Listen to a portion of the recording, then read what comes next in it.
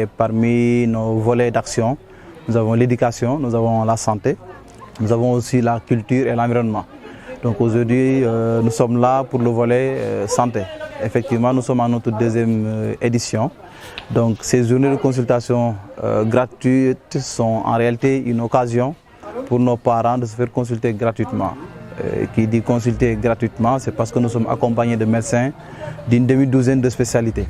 Nous avons la pédiatrie avec nous, nous avons la gynécologie avec nous, nous avons l'urologie avec nous, nous avons l'ophtalmo avec nous. Et comme vous pouvez l'imaginer, nous sommes dans des endroits qui sont assez reculés et pour lesquels il est quand même difficile d'espérer voir ces spécialités dans ces zones.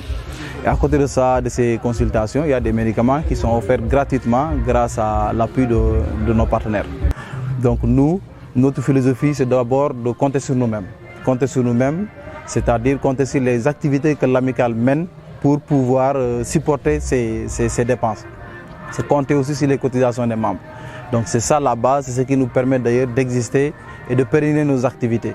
Maintenant, s'il y a des soutiens quelconques venant de personnes de bonne volonté, qu'ils soient politiques ou pas, nous restons ouverts, nous sommes preneurs.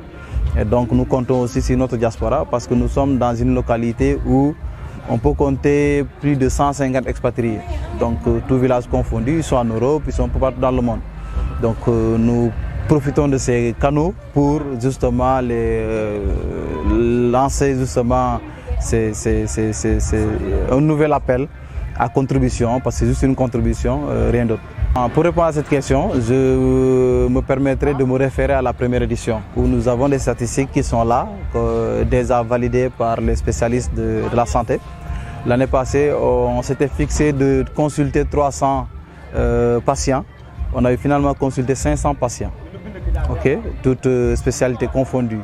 Et ce qu'on constate du point de vue statistique, en résumé, en termes de pandémie, c'est les maladies diarrhéiques qui sont la principale problématique sanitaire à Elinkine, pour des raisons qu'on connaît. Nous sommes dans un village qui compte plus de 3000 âmes et pour lequel on n'a pas d'eau potable. Quand je dis d'eau potable, on n'est pas connecté au réseau de la SONES.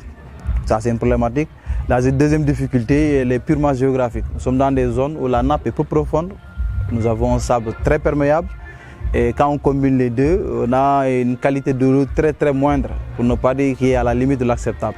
Donc cette connexion entre réalité du terrain et manque d'infrastructures liées à l'eau fait que nous avons comme principal problème, du point de vue sanitaire, les maladies diarrhéiques et qui touchent particulièrement les enfants.